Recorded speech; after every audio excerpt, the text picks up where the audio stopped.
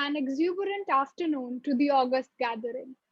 I would like to welcome our acting principal, Dr. Bijay Lakshmi Nanda, the program officer of National Service Scheme Miranda House, Dr. Rekha Kumari, and the caretaker officer of National Cadet Corps Miranda House, Dr. Archana Kushwaha.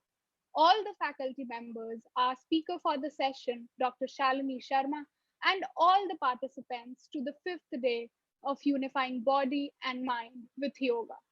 The week-long certificate course, organized by National Service Scheme in collaboration with National Cadet Corps, Miranda House, University of Delhi. This course aims to help participants increase productivity and reach their fullest potential through a series of spiritualizing lectures with eminent speakers. Now, I would like to request Rekha ma'am to say a few words and welcome the keynote speaker for the day. Yes. Good afternoon, everyone, and welcome, Dr. Shalini Sharma. I'm very happy that you have accepted our. Am I audible? Yes. Thank So, you. I'm sorry. I just wanted to say thank you so much. You accepted our invitation and gave time to us. I think this is a very important these days to take care of our health, and nothing best can be done than yoga to improve our mental health and keep us happy in these difficult times. I'm sure these students will be more at peace and calm at the end of this course. And again, thank you so much for your contribution and accepting our invitation. Over to you. Thank you so much. Thank you so much. Okay, bye. Thank you, ma'am. We have Dr. Shalini Sharma with us as the keynote speaker for today's session on yoga, mindfulness, and positive mental health. Yoga is a psychology. The whole practice helps us work with nature of the mind and nature of being a human, how emotions live in our bodies and how they affect our behavior and mindset. Shalini ma'am is an assistant professor in the psychology department, University of Delhi. She is an active member of Women Development Cell and convener of Eco Club and a member of various other societies and committees like Sports Committee and Outreach Committee in Ramanujan College, University of Delhi. Her areas of interest include spirituality and emotional intelligence.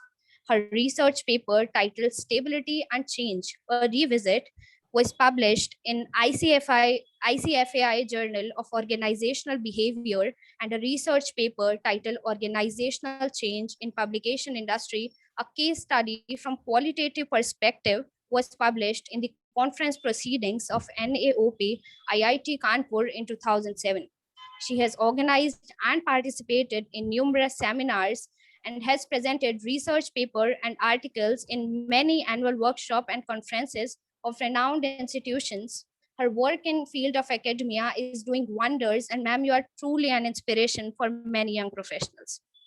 Before handing over to Shalini ma'am, I would like to inform the participants that the floor will be open for questions after the session. Kindly drop your questions in the chat box. Also, the participants are requested to keep their cameras on throughout the event in order to make it more interactive. We'll be circulating the attendance form anytime during the session, which will be open only for a window of 20 minutes. So all of you are requested to fill it whenever circulated. Now I would like to hand over the mic to Shalini ma'am to begin the session. Over to you, ma'am. Thank you so much, Shruti. I hope I am audible. I'm audible enough. Yes, you're audible. Okay. So let me tell you this: the profile is slightly old, so there are certain updations. So regarding research paper, it doesn't matter actually, but there is a significant addition that we have started a mental health and counseling cell in our college. I think it was around 1.5 years back when COVID struck. That was the time before that. So, and that is doing quite well. So that is, and I'm the convener for that. So we are working really hard in spreading awareness about mental health issues. And counseling, especially currently the counseling cell is operative for only the in-house students of Ramanujan College. So that is one thing. The other thing is, thank you so much, first of all, for inviting me. This is a really important area which you have picked up, unifying body and mind with yoga. So my area is, rightly as you said, is spirituality. And ma'am, you're muted. so I was saying my area is spirituality, so I could relate with whatever the theme of the session. And I think I was asking Amita that who are the participants, and she told me these are students. So I was really happy to know that students are attending this session on yoga. And this is really important because with that age group, that interest in this subject is really appreciated from my side. So I hope I do justice to the subject. I hope I develop some interest in this arena and some motivation for you to practice. Okay, so I will start my screen share, and let me see if I can do that.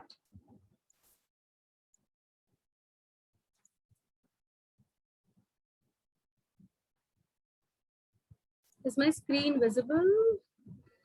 Yes, ma'am.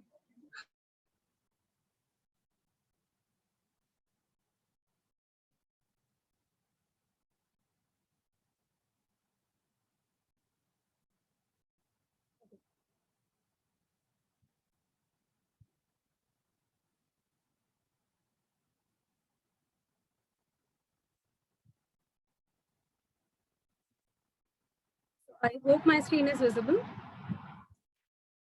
So Yes, the topic for today's discussion is yoga or yoga, whatever you want to say, mindfulness and positive mental health. And I picked this topic because this is very important. I think most of the students are aware about mental health, but how does yoga, okay, and mindfulness particularly contribute to this enhancing your positive state of mind is what is my intention is. And if time permits, I'll try to play a small video on mindfulness and see that how it actually works out.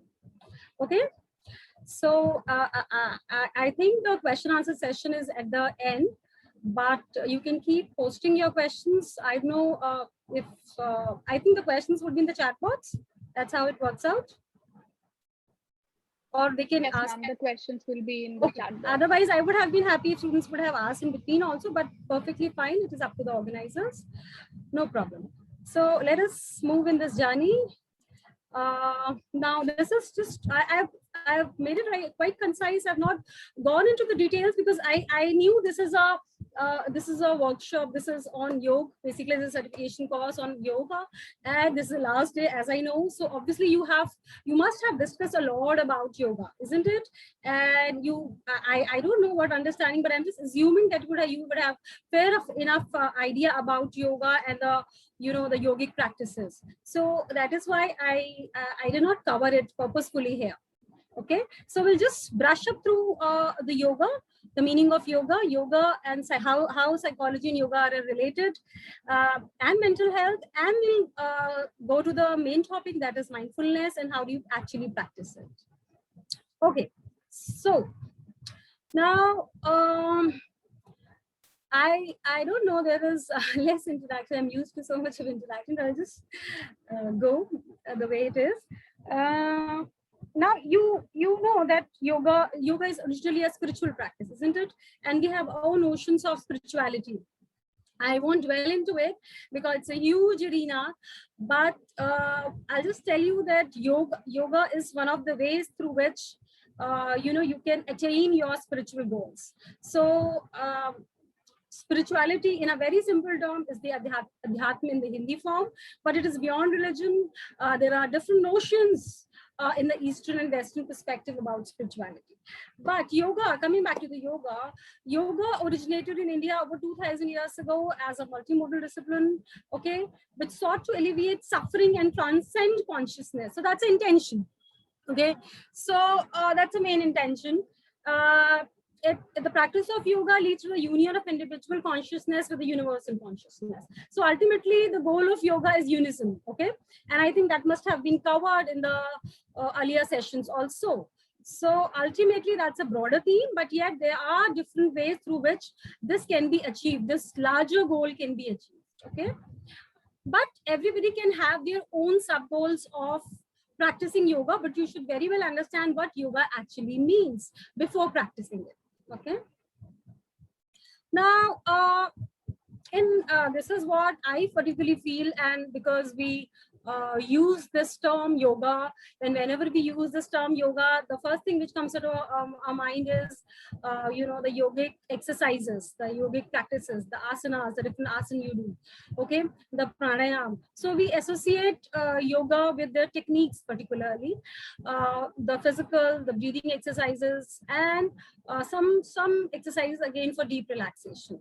Okay, but yoga is a much broader term. It's a much broader field, and this particular part is a part of Hatha Yoga, which is a branch of yoga. Okay, so mind psychology, I don't know how many students of psychology are there, or what is your notions of psychology. Psychology is primarily the study of mind and behavior. So mind is a very, very important part of psychology. And yoga also is not to do only with the body. It is, as your theme mentioned, it is unifying both body and mind. They go hand in hand. Okay, so the aspect of mind is very, very important in yoga sadhana. Okay, we cannot we cannot have a goal which is very distinct, that I am doing yoga only for keeping myself physical health or to reduce my weight. If you practice yoga, it would automatically affect your mind. It would automatically affect how you feel. Okay, so mind and body both are can be brought under control to experience that equanimity. Okay, so there are many, many issues actually with students of this particular age group and period experience. And it is not that earlier students or people of children of earlier time did not face any issues. They have different kind of issues. So yoga, particularly spirituality and the mindfulness, which will be coming to, are very, very important to deal with those issues. Because being in the psychology field and being in the counseling cell, we deal with problems of students on a daily basis. Okay, so and spirituality, having a spiritual orientation has helped me a lot to see things, okay, from a perspective. And I always try to I cannot enforce my view. I nobody should be doing that, but because I have a particular perspective driven from spirituality, I'm not talking about religion at all. So when I so many times tell students to experience that, and it is really helpful. It is really helpful, let me tell you, because we are always looking for a very short-term solutions to our problems. Okay, so many times we want very quick solutions. Today I'm feeling anxious, I want to just reduce my anxiety there and then. See, because that is why you can see allopathic medicine is so famous. Why? Because you pop up a pill and your problems would subside immediately. So we are in a habit of feeling that there has to be some pill, some psychological pill. So the moment I take it, all my problems will subside at that moment. Okay, that's fine. There can be a pill like that. I can tell you some solution, but then after a day or two or after a week, you might feel similar kind of problems having same thought processes again. So let us look at a very long-term solution of the problems which we have, and that is how I think mindfulness will be helping you. Okay, so let's move ahead. Now, these are some of the traditional schools of yoga, which I'm not going to give details of this. I'm just telling you that whatever practices you are doing is about a Hatha yoga, or maybe some other aspects of some other yoga are also using it. But there are many things which you have. You can choose, you can pick and choose. But for picking and choosing, you need to be aware, isn't it? So there is a lot of options for you. Because we all are so diverse, isn't it? There cannot be a single medicine which can be helpful for all. पिल हो सकता है, but जो अगर कोई treatment है, हर किसी की body बहुत डिफरेंट है ना, हर किसी का पास्ट बहुत डिफरेंट है, हर किसी की पर्सनालिटी बहुत डिफरेंट है. So how can I apply the same thing to all? It's not possible. So in yoga also, they are diverse. There's a diversity in spirituality. The best part is there is no one pathway which is suggested. You can choose according to your own attitude, personality, inclination. Okay. So there is a Gyan Yoga, there is a Bhakti Yoga, there is a Karma Yoga, there's a Dhyan Yoga, Patanjali, Kundali, Hat, Mantra. There are now so many of them. You have to see what kind of orientation or personality aspects, attributes which you have, because we all have a tendency to, you know, like one thing more over other, to connect with one thing over other, isn't it? So you have to know yourself better for this. Okay. And for this, you also have to have some kind of readings to know what is actually Gyan Yoga, what is actually Bhakti Yoga, what is Karma Yoga. You can take help from scriptures, you can help from research papers, you know. But yeah, although I don't believe this is a part of, it's not religion oriented, but some people might feel these are, you know, there is a some aspect of religion into it. So, and I don't know for what reason this is a slightly aversive word nowadays. So that is why I have purposefully focused on mindfulness, which is slightly not, but still, if you are an open personality, you can try to just explore what is this, what is actually there in all these things, just for exploration. And if you really feel that something, you know, I can identify with this, you can pick it up. And then you can have more discussions or many ways to explore about it. So I would just tell you that how psychology you know, how psychology and yoga are interrelated in very brief, or how psychology derives from yoga, because I personally feel that there's a lot of things in psychology, and just because being from a background of spirituality, I had always been practicing yoga, I'd always been reading about it from Gita and other scriptures. So I had an idea of Bhakti Yoga, Gyan Yoga, and Karma Yoga. Okay, so and I could actually see that you know, there the same things, the similar things in the psychology also. So I could see there is a connecting link. So the path of Bhakti, Gyan and Karma Yoga are linked to the division of emotions, cognition and volition in psychology. So psychology talks about three aspects. It talks about behavior, it talks about cognition, which is the thought processes, it talks about your emotions. Okay, volition is your will to do things, so that is again your behavior. Okay, so there I see a link. Now just in brief again, but I really feel this is important, and I see students do not want to go into deep because they feel कि ये नहीं समझ आएगा हमको, ये ज्ञान और ये भक्ति ये सब हमारी एज नहीं है. But let me tell you, this is going to help you if you develop the habit of being utilizing this gyan in a you know, in a more of an introspection, then it is going to help you evolve as a person. It will help you in your relationship process, in any of the, maybe academics also. So don't take it as something which is very core spiritually, you know, like a good or a core spiritual thing. It is not.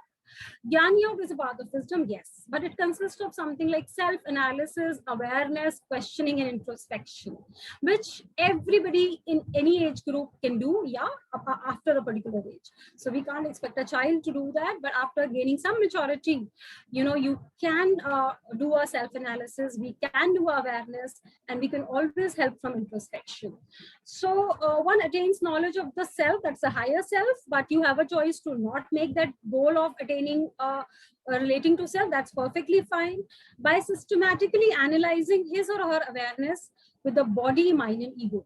So where are you identifying? That is, you have to see whether I'm identifying too much with the body, I am too much conscious about my body, okay, am I identifying too much with my mind or my ego? Okay, so if I identify too much with my mind, then ego will automatically follow. So if I feel I'm too intelligent, that I'm too superior, or I'm too inferior, it can be any ways. Okay, I don't know. So obviously it will lead to either very a narcissistic personality or a very low self-esteem or a self-confidence. But why it is coming? Because you are identifying too much with the mind or the ego. Okay, if you're identifying too much with the body, then you are thinking too much about your body, you're too conscious about it. Okay, or you spend too much time in decorating yourself, in feeling that I should be perfect, I should be looking perfect. Okay, or you feel I'm not perfect. So that is how is, where do you identify, and that will decide your personality.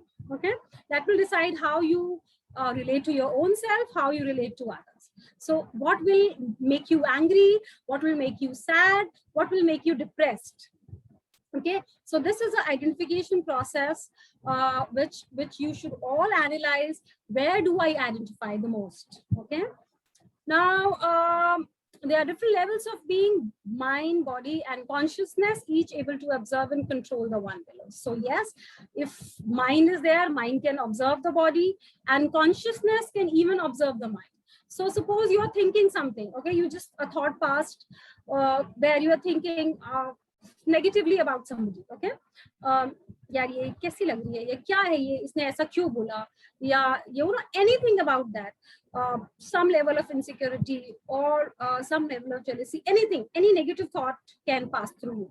So the moment you see it and say, oh, why I was thinking that, and why actually I thought so. So who is observing your mind? Mind is there, the thought is passed. Okay, so that is a mind. But there is somebody who is actually seeing what you are thinking, and that is your consciousness, isn't it? So that is why it is very, very important to develop this consciousness, because then only you can see what is passing through your mind. Otherwise, anything can pass through your mind and you will not realize. Okay, and your actions will be driven by that thought. So when you say, usne hai na, she said this about me. So, okay, and oh, she ignored me like that. Okay, so the moment you think, the next will be, I will not talk to her now. Okay? I will behave the same manner to her. It can be any thought process. So the moment you have a negative thought, you have some level of, an action which will be, guided by that thought. So it is very important to be conscious of that thought and say, okay, if she's done it, fine, let it be. I won't change myself for that. I'll be the person I am. So how does this thought come? Because you have observed your mind, you have been very conscious that a negative thought has passed, okay, and you are not going to get guided by that. So I hope I'm making myself clear.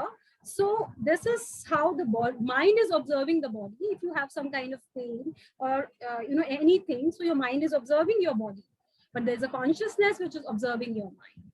And the yoga principles are to strengthen that consciousness, to make it much more active, okay, so that it plays a role and controls your mind, so that your mind is not, you are not in the hands completely in your mind. So that is about Gyan Yoga, and that is why I feel particularly important that if you're following Gyan Yoga, then automatically things will fall in place.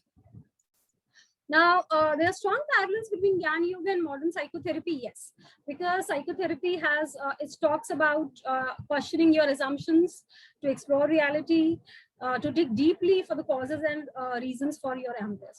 So whenever you have any thought processes, take it CBT, a cognitive behavior therapy, that's very, very popular in psychology therapy, and maybe some of you must have heard about it.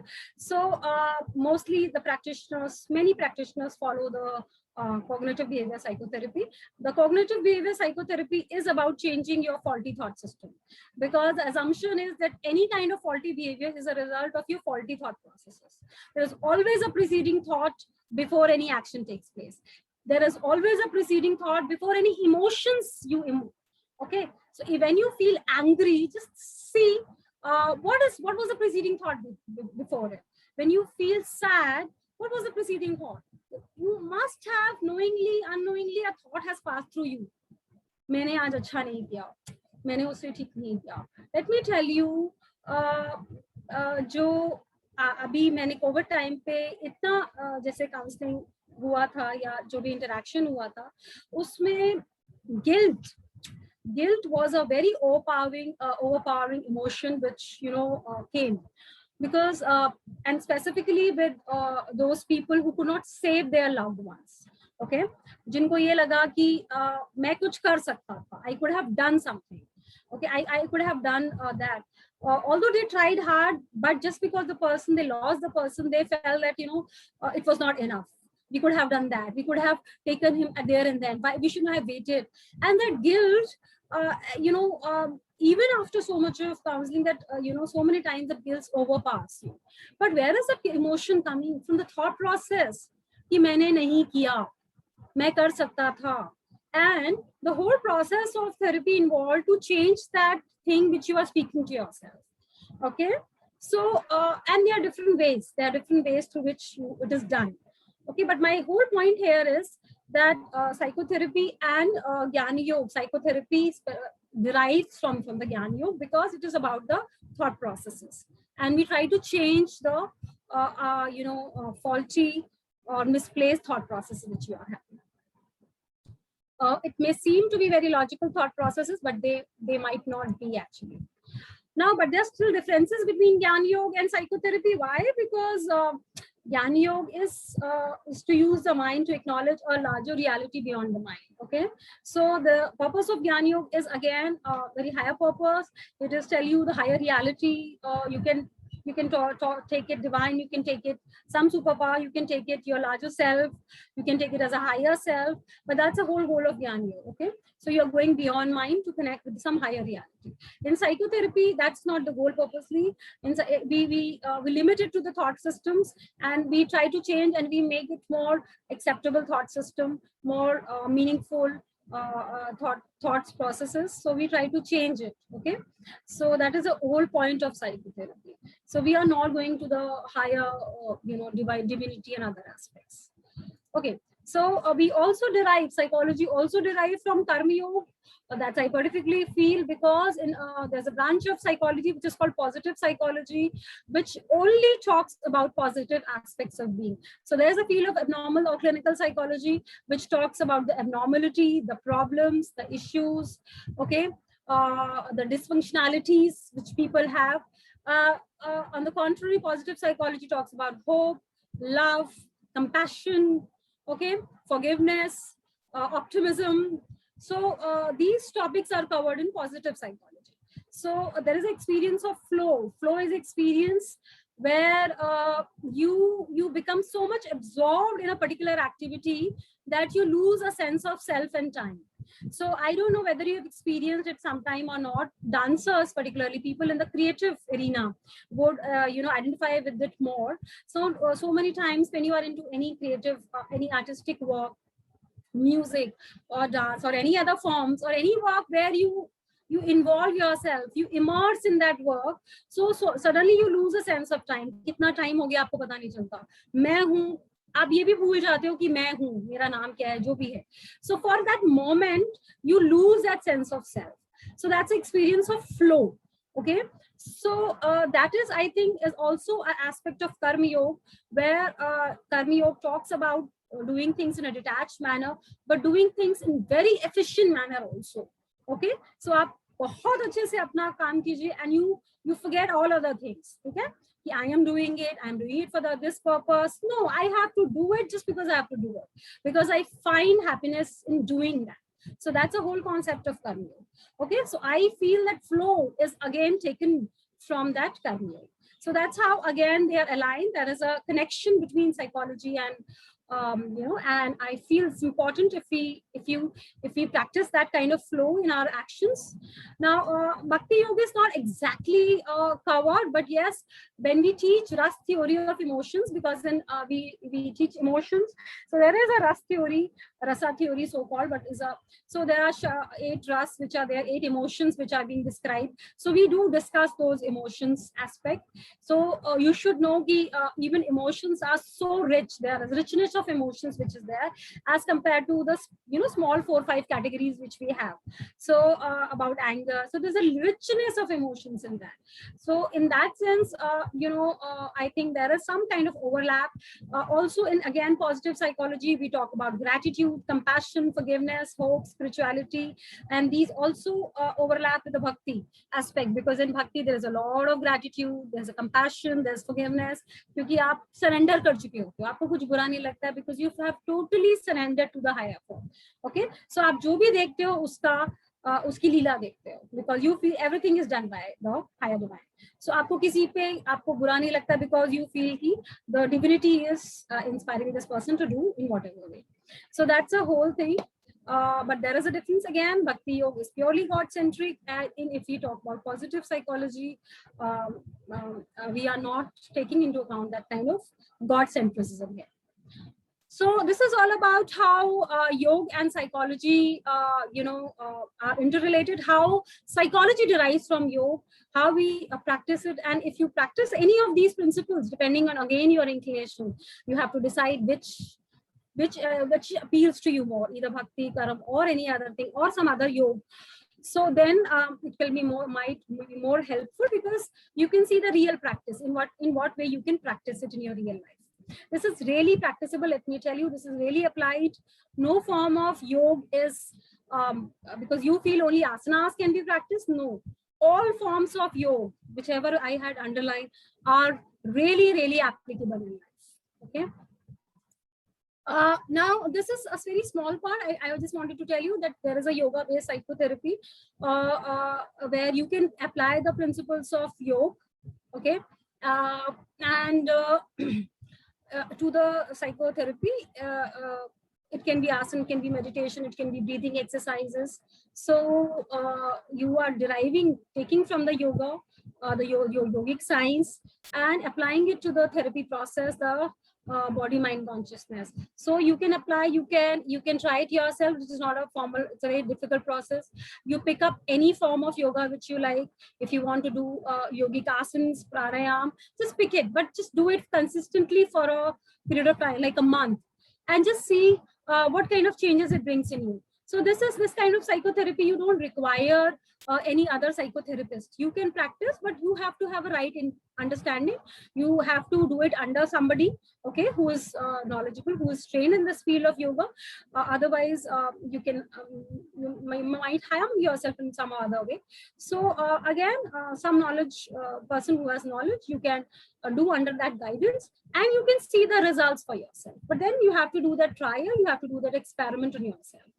And as far as I know, it does not have any negative side effects. But let me tell you, any forms of meditation and mindfulness, like we'll discuss, because for people who are not habitual, it might be slightly more anxiety provoking. So I'll come to it, how you need to handle it.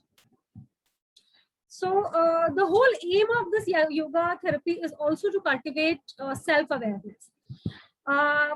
Self-awareness enables spontaneity, which occurs when we free ourselves from conditioning and reunite with our authentic self. So that's very, very important. We are already guided in a very automatic way. We are doing things without knowing why we are doing it. We are waking up daily without knowing why we are waking up. We are doing certain pauses without knowing why we are doing it. We are eating something without knowing why we are eating it. Okay, we might be in a relationship without knowing do we love that person or not. So there's a sense of self-awareness which we require, and that it says that can only happen when we free ourselves from conditioning and reunite with our authentic self, when we connect to our own self. So that's very important. That might be slightly difficult, but it is very, very important to lead a healthy and a happy life. So who am I? What do I want? And why am I doing certain things? Okay. So how do you do that? How do you know? How do you develop that self-awareness? So that is a part of mindfulness which will come. So even for yoga practice, yeah, for breathing exercises, for any kind of yogic exercises, you should know why one is engaging in this practice. A simple thing: if you're doing gym, if you're going for a walk, why are you going for it? I want to reduce weight. I want to look good. I want to be healthy. There can be number of reasons. See what is your own reason of doing it. Okay, so that's the first thing. Okay. So why one is engaging in any practice, one should know what is this practice is supposed to achieve for that person. Again, what do you expect to gain out of that practice? Your goal should be very clear. What can be the effect of this practice on one's nature, upon one's spiritual state, anything. So even doing small asanas, meditation exercise, or anything for that matter, a level of awareness is required for effective results, for consistency. Otherwise, आप बीच में छोड़ देंगे, आप करेंगे नहीं, आप दोबारा reconnect नहीं कर पाएंगे. If you answer all these questions, there will be a level of consistency and a longer term a relationship in that. Okay, so that is what, and that brings up to me that about, because an awareness is required. So that is why mindfulness is very important, because ultimately how do you develop that self-awareness is through this process of mindfulness. So I don't know, but this is very common these days. So I just I think some of you would have heard about this term, isn't it? Because it was suggested by one of the students also, that if this can be taken. So I think this is you have some idea about it. So let's dwell more into it, and do let me know how much time I have. If in between, if you feel, you can just tell me. So I'll shorten it accordingly. Fine. So what is mindfulness? The word mindfulness. Okay. There is something like a word called absent-mindedness. You have heard about it. I've been, or mindlessly. I did think mindlessly, or I was absent-minded. So what did you actually mean when you say I was absent-minded? Okay. You actually felt that I was not present there. Okay, I was doing that task. I was physically present, but I was not there mentally. Okay, I was somewhere else. So that happens number of times. When you are eating, so many times you're thinking something. Okay, so many times you're thinking when you're eating. So many times you are watching TV when you're eating, or you're looking at your mobile phone while you're eating. So you will not know what you're eating, why you're eating, what is the taste of what you are eating. Okay, so somebody so many times crossed you, and you didn't realize that person has crossed you and said you hi. So the person come back and said hi. So you said, oh, I'm so sorry. So the person would say, I just crossed across you and you didn't notice, and you're looking at me. So what do you say? I'm sorry, I just didn't notice. So your eyes were open, you saw that person going, but you actually didn't know. Why? Because your mind was not there. So it's not your eyes, it's not your sense organ, it is your mind. Where is your mind? There you are. Okay, so you might be sitting in this session, but you might be somewhere else. Okay, you might be thinking about abhi end hoga, time se end ho jaye, sab kuch theek ho jaye. Maybe the organizers particularly, okay, they might be ki ye kuch problem na aaye, timely sab ho jaye, sabko pasand aaye. So your mind isn't that. You are here, but you're not actually here. Okay. Some of the students would be worrying about something else. Okay, or maybe so many of you are sitting and are being at home, so there are so many distractions around you, so maybe you are not actually there. So, and it is happening everywhere. When you are in classes, I don't know whether how much you are listening, you have to see how much you are absorbing. Okay, when you are talking to your parents, you so many times say, mama, come again, I didn't get you, I didn't hear you properly. Although you were listening, you're seemingly listening. Okay, so this is a very, very common thing. And we don't realize that this absent-mindedness is playing a role in every aspect of our being. Okay, it's not that you have a very high concentration in classes, okay, but when you're dealing with your classmates or others, you are lost. Aisa nahi hota hai. So if we don't if we don't learn to sustain our attention, it's going to show in different ways. It's showing in our relationships also, and then you can say there can be minor bickerings also about that. You don't pay attention, you are not listening to me. So all these things. So if you really want to give your best, if you really want to be efficient in whatever you are doing, if you really want to improve your academic performance, okay, if you really want to have control over your thought systems, okay, then mindfulness is the way. Now, what Dr. John Kabat-Zinn has talked about, it is given in 1990 basically. Mindfulness means paying attention in a particular way, on purpose, in the present moment, and non-judgmentally. Okay, so there are different things in it, but the most important is present moment. So you are there where you are. So you have to tell your mind when it is going here and there that abhi mujhe session पे ध्यान देना है, ठीक है, all things, सारी चीजें बाद में हो जाएगा सब, ठीक है, जब होगा at that time I'll look at it, okay, I'll think about it when that time will come, but I don't have to think what will happen after this session now. Okay, so you have to tell your mind, you have to tell it loudly or you have to tell it silently. So you can just try even now, if your mind is wandering, just tell it, no matter how boring the session is, just pay attention. Okay, so that is what you, because we are guided too much about the boredom and the interesting, and that is why mobiles and everything is the craze is increasing. Why? Because they're interesting, and we are just being guided by what is interesting. Okay, so our criteria for liking something or not liking is totally on boredom aspect nowadays. Okay, and actually it should not be, because there might be certain things which might be boring just because you're not paying attention to it. Just try to be there and listen, maybe you'll develop some interest.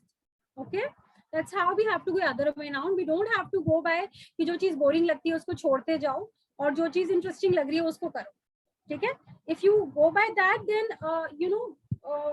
in that sense हमें बहुत high level of stimulation बार बार चाहिए, ठीक है, and that might not be so useful, so constructive for us. So gaming is very interesting, isn't it?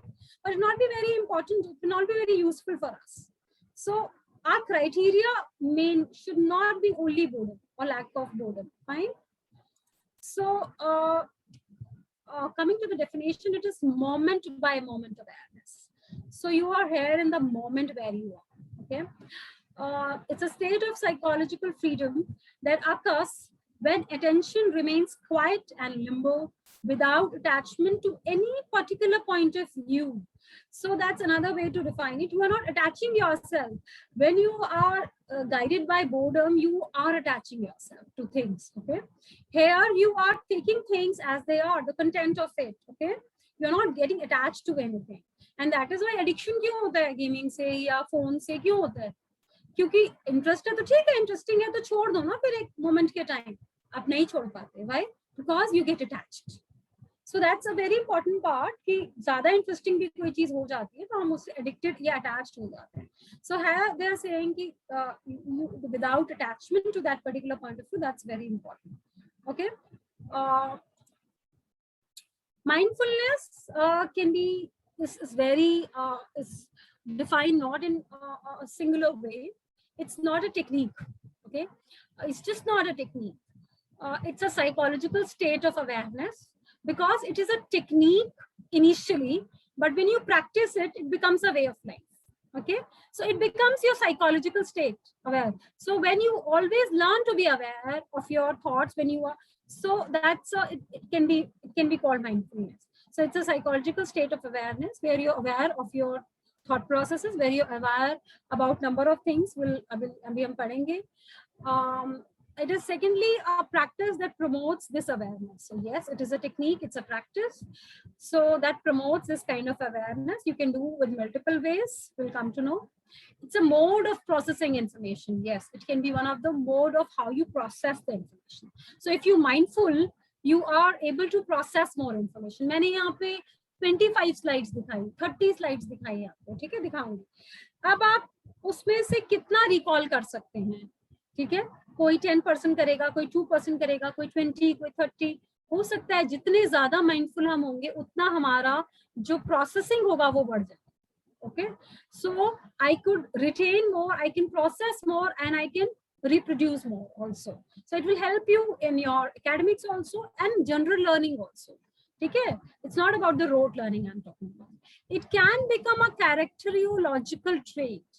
Don't go by the term, it is talking about a personality aspect. So if you practice mindfulness daily, it can become it can be a part of your personality. So you become a more mindful person. Okay, so अब वो reflect होगा आपकी personality में. Anybody can, when they will talk to you, they will realize that you are very intuitive, very mindful person. Why? Because you are not faking it. It has become a part of you. जो चीज आपका part बन जाती है वो automatically आपसे reflect हो जाती है ना, कुछ करना नहीं पड़ता उसके लिए. So that is how it can become so. If you practice, if it happens, if you follow the 3 points above. So I hope it is clear, and if I'll just clear the doubts whenever the question answer session will be there. It's just a quick recap of the origin of this word. So theoretically, जब हम academically कोई चीज करते हैं तो हम answer भी लिखते हैं तो हमें हमेशा बताते हैं कि भाई this is a Greek origin, this is this the word mindfulness is a origin in Pali mind. Okay, it has a root in Smrit, meaning memory or recollection. It has its origin in Buddhism. Yes, it has come from Buddhism. It requires no religious, ethical, spiritual, or ideological commitments. So that's the beauty of it, because some of you might be highly sensitive to the word of religion. So for those, it is, it's a good thing because it does not come with any of those baggages. Okay. Now, mindfulness meditation is generally used with Vipassana, interchangeably with Vipassana, a form of meditation that derives from Theravada Buddhism. Now, I think thanks to Arvind Kejriwal and maybe Vipassana is a very famous term. We most of us have heard that thing. It's a form of meditation. Again, there are multiple centers which where Vipassana you can. So there is a lot of commonalities between mindfulness, meditation, and Vipassana. So that is why this is important to mention here. Now, this has 3 things which differentiates it with the other meditative practices. There are multiple meditative practices, isn't it? बहुत सारी practices होती हैं. अब तो बहुत सारी spiritual organizations भी हैं जिनके अलग-अलग नाम हैं. आप Art of Living देख लीजिए, आप ईशा फाउंडेशन देख लीजिए, आप और भी बहुत सारे foundations हैं. मैं नाम recall नहीं करता रही. Sahaj Yoga and other things. So they all prescribe one form of meditation or the other, isn't it? So there are multiple things. So आप कोई भी try करके देख सकते हैं. But mindfulness is slightly different from all those. We talk of concentrative meditation, जहाँ पे आपको concentration पे focus होता है, ठीक है? And we differentiate it with mindfulness meditation because here the focus is not so much on concentration on only one aspect. जैसे कि जो आप meditation, कई meditation कहते हैं तो वो आपको कहेंगे आप अपने यहाँ पे आज्ञा चक्र पे, यहाँ आपका pineal gland होता है, वहाँ पे आप ध्यान लगाइए, because that's where you put your bindu. So they for the whole meditative trial they will tell you कि आप यहाँ पे ध्यान लगाइए. So that is a concentrative medicine, okay? But mindfulness is a meditative technique also, and you do not have to really close your eyes for that. You do not really have to sit, but yes, it can be practiced either ways, where you can practice by sitting, or you can practice it by walking, you can practice it by eating, you will practice it by talking, while talking, you can practice it by doing anything. That's the beauty of it, okay? So it has 3 features about purpose, presence, and acceptance. So there has to be a purpose. So you are intentionally and purposefully directing your attention rather than letting it wander. That is important. Obviously, you cannot let your mind loose. You have to try some bit to get it to somewhere, but you don't have to force it. Okay, you don't have to push it. You don't have to get disturbed if it is not following it. It's fine. They're saying it's fine, but आपको try करना. The second thing is presence. You have to be present where you are, as I said.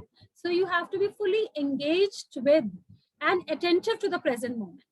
Okay, so जहाँ पे आप हैं वहाँ fully attention कीजिए. ऐसा नहीं है कि माइंड वॉन्डर नहीं करेगा, करेगा, but the moment you realise it, come back.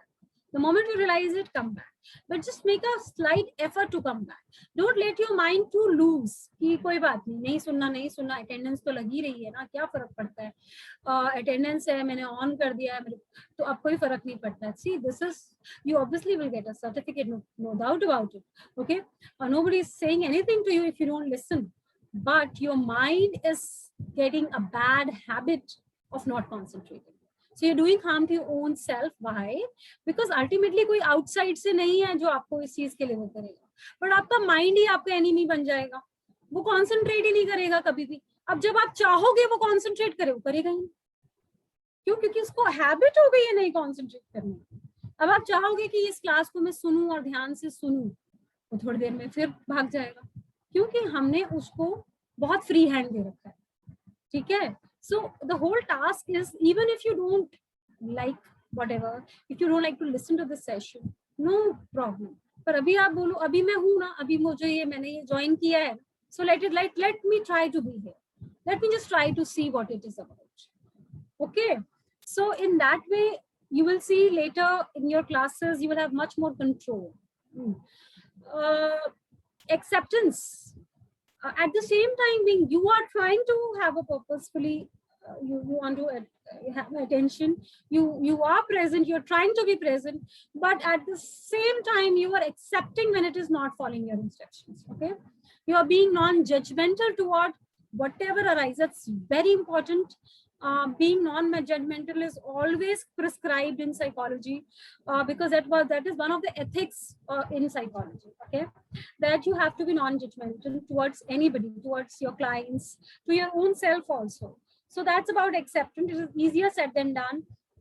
Where is the whole point of guilt arising? Let me tell you. कहाँ से आ रहा है guilt?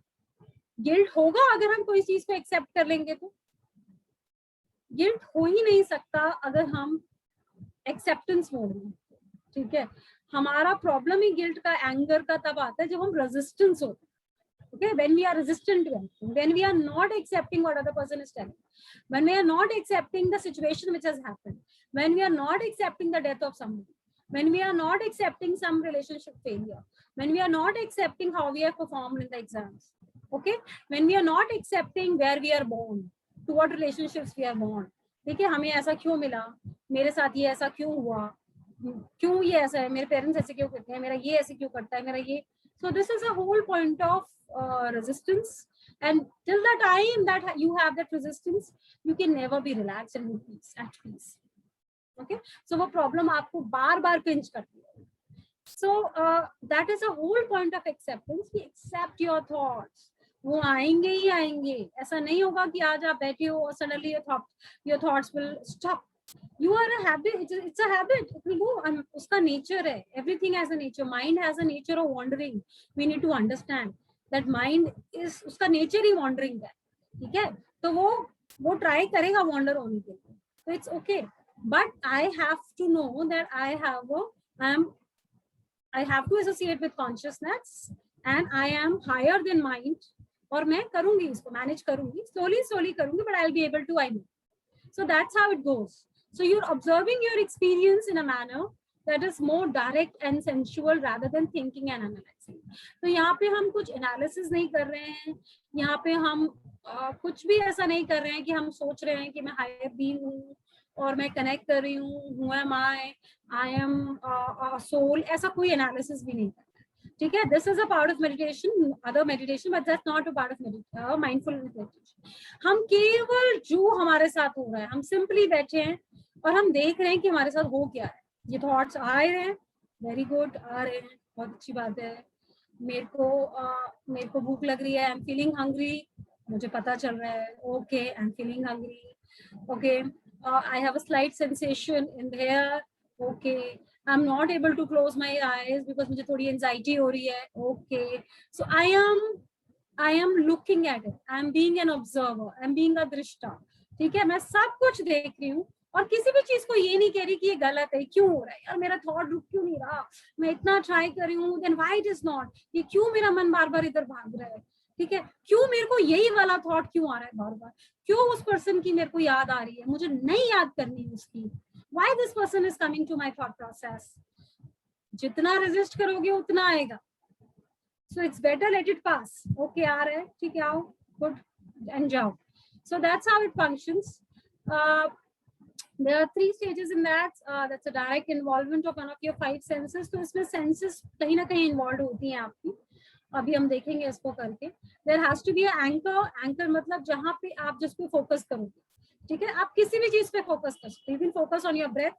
You can focus on any of your body parts. You can focus on any of your sensations. You can focus anything outside of you also, but we have to focus. Okay, but that can be fluid. It does not has to be कि only कि आपको यहीं पे focus करना है. They give you multiple options to focus.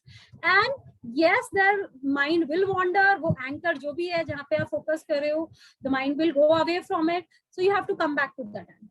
अगर आप breathing पे focus कर रहे हो तो बार बार mind जाएगा, बार बार आपको breathing पे आना है. Okay, it's not so simple, it is not so difficult also, but it requires a lot of patience. Okay, so what do you actually require for practicing mindfulness? That's what I've discussed. As I said, you have to have a non-judgmental attitude towards yourself. If you are a person who always tries to judge others, वो ऐसा है, वो ऐसी है, वो ऐसा है, मैं ऐसा हूँ, ये है, वो अच्छा है, वो बुरा है, and if you like to type people into categories, then it would be slightly difficult. Okay, but yes, we can overcome. That is the whole point of our existence, that we have to transcend. We have to become less judgmental of others and our own self. First of all, if you have to be really kind to yourself when you're practicing mindfulness. Okay, patience is very, very important. Okay, so it is not a Maggie thing, 2 minutes thing. We all love Maggie. Why? Because it is fast, it is tasty. Okay, it is quick, and we all like quick things, isn't it? हम quick fix generation है, हमारे solution भी quick fix है, हमारा हर चीज बहुत quick है, हमें हर चीज बहुत quickly चाहिए. ठीक है, waiting is not in our genes. Waiting हमें बहुत anxiety देता है, हमें बहुत परेशानी देता है.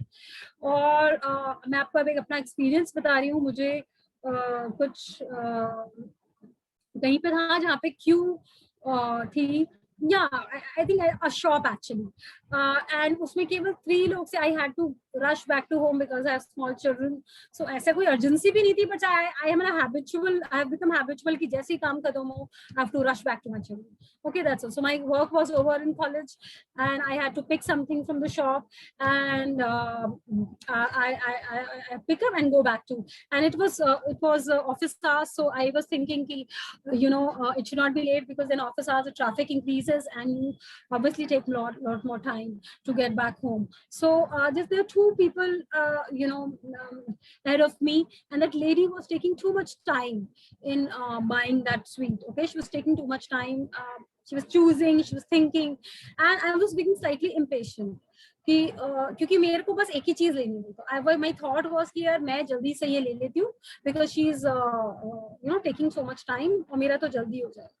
But the moment I realized that and I was मैं अपने अंदर internally I was thinking जल्दी कर लो आंटी, जल्दी कर लो. Okay, so the moment I realized, I became patient. I said, what? Let her do. Okay, what is the problem in waiting? What is the problem in standing in the queue? It's okay if I'll get late. Fine, let it be. Traffic हो जाएगा, कोई बात नहीं, music लगा लूंगी. Children are fine at home. There is no call for me. There is no urgency. So why I am so getting impatient? And the moment I realized it, fine, peace. फिर कोई दिक्कत नहीं थी मुझे. आप मतलब that lady took a little more time, and I had no problem. There's another person. So मैं बहुत prepared थी कि he will also take that much time, and no problem. So suddenly वो जल्दी चले गए, and I got free. But that's how, the moment we realize that we are becoming impatient, this thought is coming, there is a peace. and you have to ask why I'm creating so much of hurry. मुझे हर चीज क्यों जल्दी चाहिए, मैं क्यों नहीं क्यों में लग सकती, मैं क्यों नहीं वेट कर सकती. So you know, that itself, that insight is itself very liberating and very calming, let me tell you. So patience is the key. We have to learn to be patient in every relation, in every aspect of our being. It has to be an open, beginner's fresh mind. It's like a child. Okay, so although हमारा बहुत baggage है, हमारे mind में बहुत कुछ भरा हुआ है, बट जब हम माइंडफुलनेस प्रैक्टिस करें तो हम कोशिश करें कि हम बिल्कुल फ्रेश माइंड से करें, हमारे कोई बैगेज ना हो कि मैं ऐसा हूँ, वो ऐसा है, मैं नहीं कर सकता, या मैं ऐसी हूँ, या nothing. You're just exploring. You're like a child, and you're just exploring something. So open mind, fresh mind, and that's very, very important. Trust in your own self that you can do it. बस ठीक है. अगर आपको पहले ये thought है कि मैं नहीं कर पाऊंगी, so it means trust is very, very important, and trust in the particular thing you are doing. So any technique you are doing, you have to trust in yourself and the technique. एकदम से results नहीं आएंगे. Be prepare. Consistent आपको practice करना हो. Non striving, that's so strange. We are always striving for something, but mindfulness tells you there is no striving, no goals. कोई मेरे को नहीं है कि मैं कोई चीज को स्ट्राइव कर रही हूँ कि मुझे एकदम से समाधि हो जाएगी, या मुझे एकदम से सारे थॉट्स रुक जाएंगे, मुझे एकदम से पीस मोमेंट आ जाएगी. No striving. Don't strive towards anything. Nothing. Just sit and observe and see whatever is happening. Just observe and experience whatever is happening. कोई करना ही नहीं है, गोल बनाना ही नहीं है इस मोमेंट पे, क्योंकि अगर आप गोल बनाएंगे and then you will not be able to achieve it, so you will lose hope. फिर आपको लगेगा यार ये तो नहीं हो पाएगा. So it says no, don't make any goal. Just sit and observe and non-judgmentally observe. Okay, acceptance, a very, very key point here. Accept all things which are coming to your mind. कुछ negative thought पास हो गया, कोई बात नहीं. कोई sexual thought पास हो गया, कोई बात नहीं. कोई नींद आ गई, कोई बात नहीं. लेजी फील हो रहा है, ओके. यॉर्निंग हो रही है, कोई बात नहीं. Smile, it's okay, fine. करें, होगा ना, एकदम से तो कुछ नहीं होता है. So let it be, but let try, keep trying. Okay, letting go, letting be. So that's very, very important. जैसे आप हैं उसको लेट गो करें, चीजों को जाने दें. किसी भी चीज को don't hold on to something, don't hold on to any thought, don't hold on to anything. Let it pass. हर चीज को पास होने अपने across. That is how letting go and letting go. So it is very liberating meditation, let me tell you, क्योंकि आपको कोई भी ifs and buts नहीं, ये कुछ नहीं कहती है कि आप ऐसे पोज में बैठो, आप ऐसा ही करो, आप यहाँ ध्यान लगाओ. No, you just have to sit in any posture and just feel the moment. Now this is very quickly, I will Sorry go. to interrupt, ma'am. Yeah. We're short on time, so we can just maybe increase. Yeah, how much time I have? 15 to 20 minutes. Oh, I'll be getting over. 15 minutes में हो जाएगा बड़े आराम से, बल्कि शायद पहले हो जाए. So 15 minutes is, and after that there will be question session after 15 minutes. And the time is included in the 15 minutes. Acha, included. Yes. So I'll add it up because then you might have some questions also. Why the slide is important? Because mindfulness is not only about meditation, and that is why I wanted to tell you there's a concept of mindfulness walking, there is a concept of mindfulness eating, there's a concept of mindfulness breathing, and there is a mindful meditation. The most important which I feel is today in present time, and mindful eating, and they go hand in hand, let me tell you. And this is easier, I think, if you do. I don't know why I love it, because I had been doing mindless eating, so before I actually come to this this concept, and this concept has really helped me in the eating process. But earlier I used to walk and eat जल्दी मेरे लिए eating एक है ना बड़ा वैसा होता था, time wastage वाला चीज कि यार इसको तो आप मतलब and I know many people who just cannot sit and eat. Okay, so they just rush, and so this is also some instance of some anxiety, not exactly anxiety as a problem, but yeah, we have to practice mindful eating in the sense like it is the number of points. Basically, you eat slowly and without distraction, so you're concentrating on what you're eating. Okay, why the junk food and everything, why it has increased so much? Because हम सोचते नहीं हैं अब खाने से पहले, ठीक है? We are not thinking about what we are eating and why we are eating. Okay, if you think before eating, you will not be eating. Let me tell you, आपको गिल्ट होने लगेगा अगर आप एक बर्गर को देखो, ठीक है, या फिर कोई भी पिज्जा या कोई भी अनहेल्दी फूड को देखो और आप एक बार सोच लो कि यार इसको मुझे खाना चाहिए कि नहीं खाना चाहिए, या फिर मैं क्यों खा रही हूँ. So you will not relish it that much. Okay, and you will feel यार नहीं खाना चाहिए मुझको यार, my body does not require this food. Okay, this is not good for my body, this is just for taste. Okay, so the moment this thought comes, आप उसको फिर enjoy करके नहीं खाओगे जैसे आप खाते हो जब आप mindlessly करते हो. So am I hungry? Do I really want to eat? Okay, or I am eating because I am under stress. This is stressful eating क्यों होती है? क्योंकि हम mindlessly eat करते हैं. कितने लोग हैं, I said including me, I was eating a long time back when I was under stress, and I realized that कि जब मैं stress में होती हूँ, so I crave for certain, I am just eating, and that eating is not that I'm requiring something, I just it is stressful, it is eating under stress. So it is, mindfulness can help us in that. So that is very important for our daily behavior, and if you practice it will really help you, and this will help your mental health also, because eating has a direct effect on your mental health.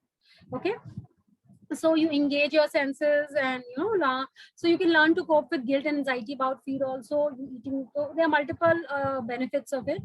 And the other thing is mindfulness walking. Just practice.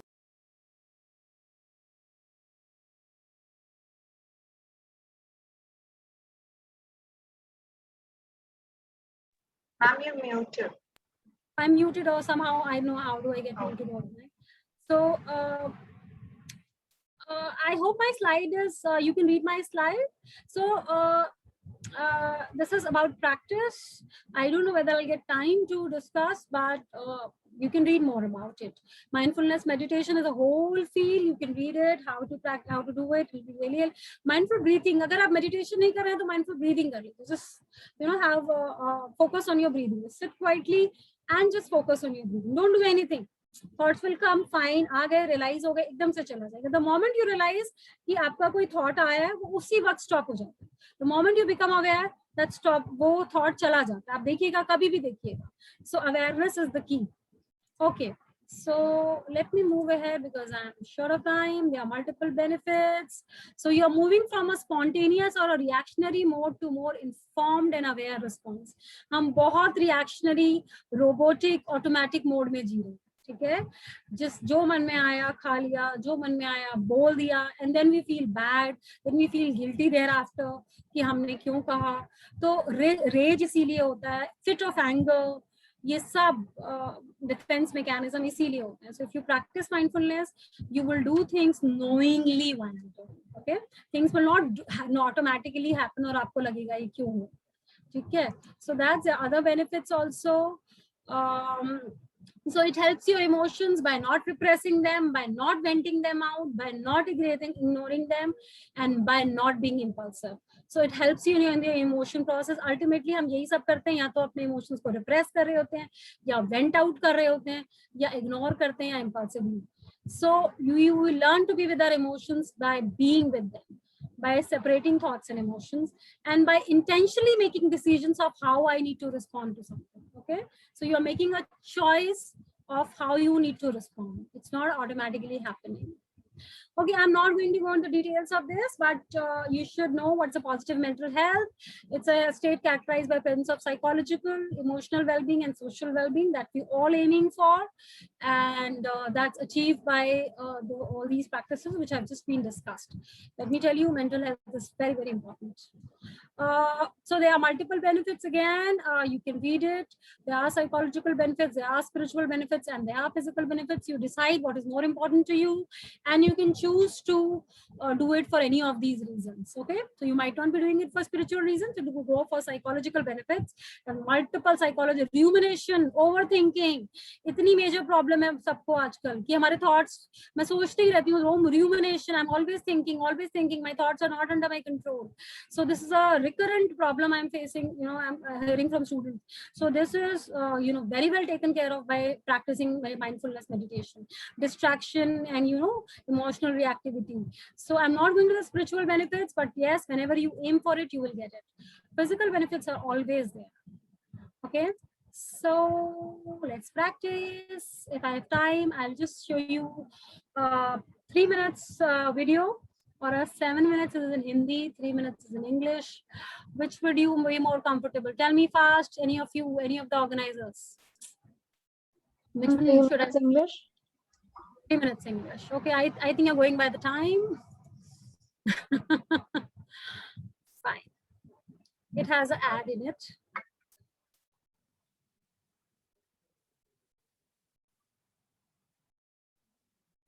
इसका थोड़ा volume का issue है.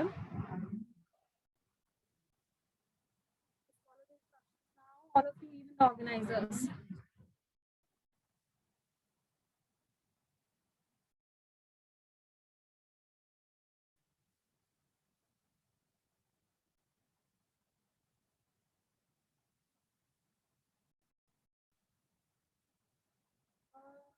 Let me change it. A little bit.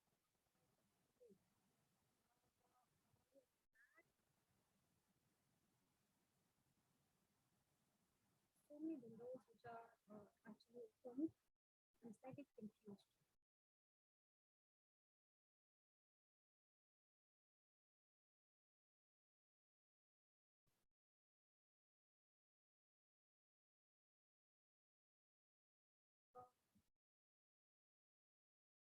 So how do I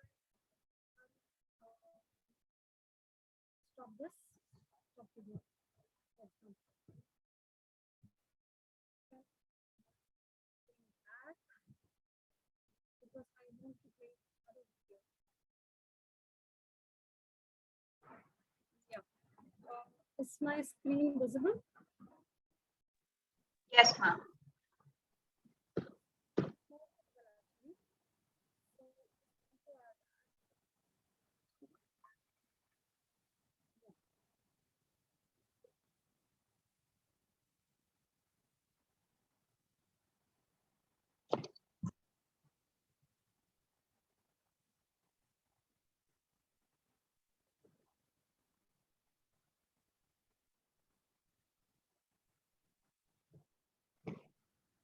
Just try it. All of you just try it.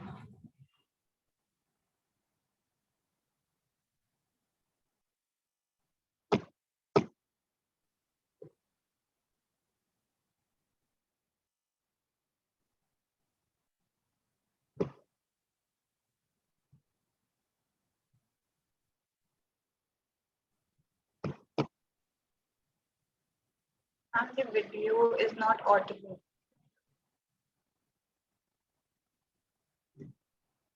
My video is not audible. Yes, ma'am, it's not audible. My voice audible. Yes, ma'am, your voice is audible.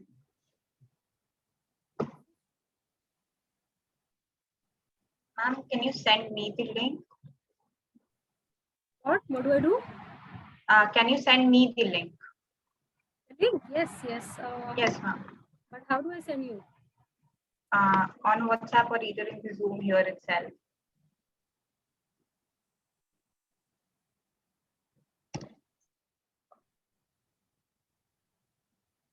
I'll try again doing it once. Okay. Is still joining?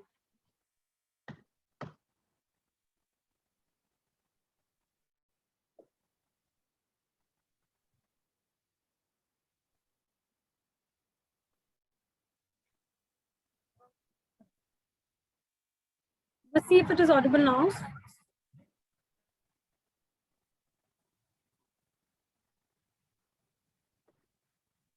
Not audible?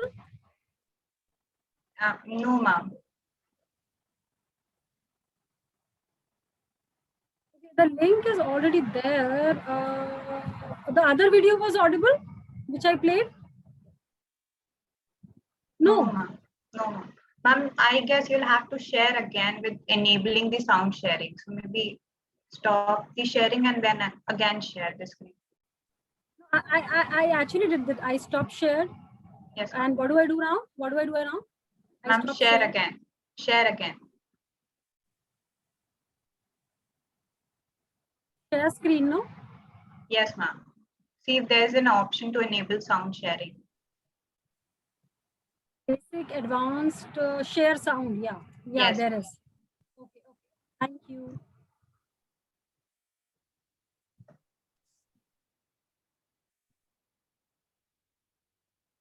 So let's start by getting comfortable. Make sure you're seated comfortably, Practice it whether for a in a few chair minutes, 2 or a minutes. cushion on the floor, and sitting upright. You can do this meditation laying on your back, but generally it's best to do this meditation sitting. So again, have an upright but comfortable posture. Rest your hands in your lap or arms on the chair. And with your eyes open, take a few deep breaths. In through the nose and out through the mouth.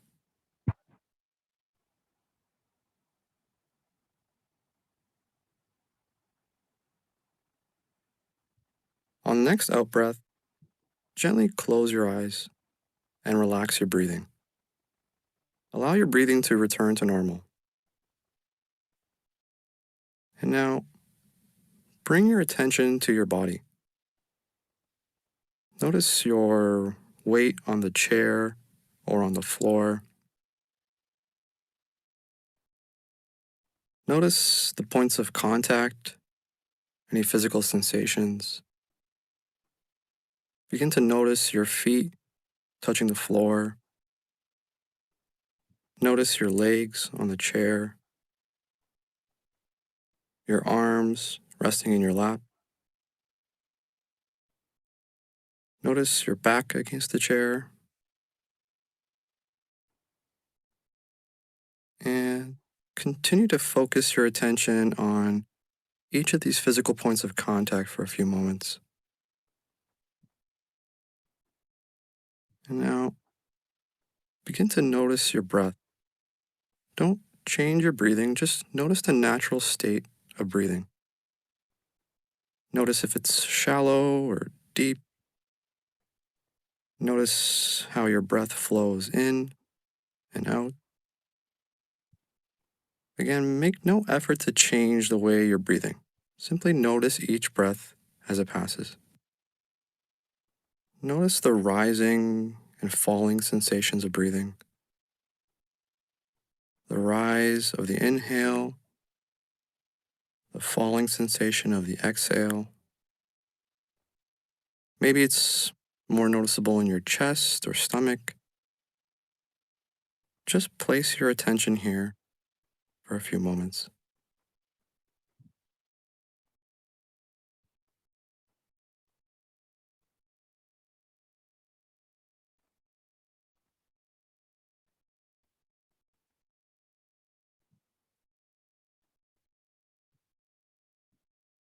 And now, begin to notice any stray thoughts, but don't dwell on them. Maybe they're events of the day, things you still need to do, your mind becoming restless. Don't follow these thoughts, just notice them and return your attention to your breathing.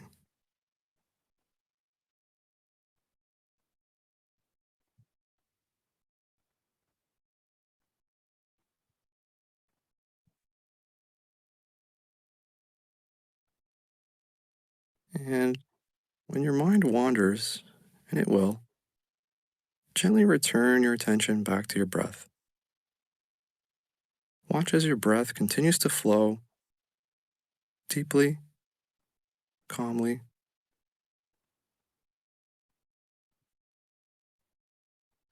Notice the flow of each inhale and exhale. Notice the stages, each complete breath, from the in-breath to the pause that follows, and the pause before taking another breath. Feel the air entering through your nose. Notice if the air is warm or cool as it flows down to your lungs. Notice how the space inside your chest becomes bigger with each inhale and smaller after you exhale.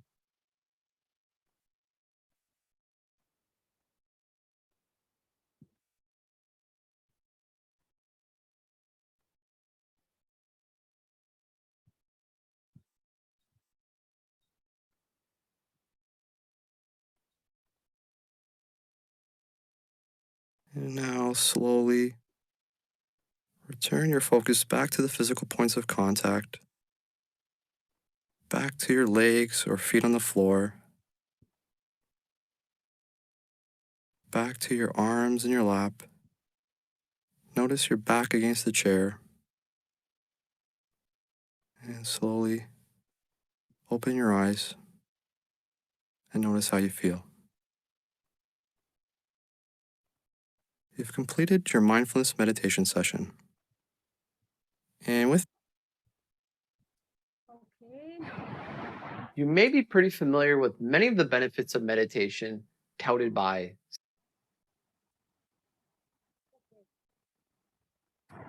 So let's come back. Let me come back. Okay. So how was it?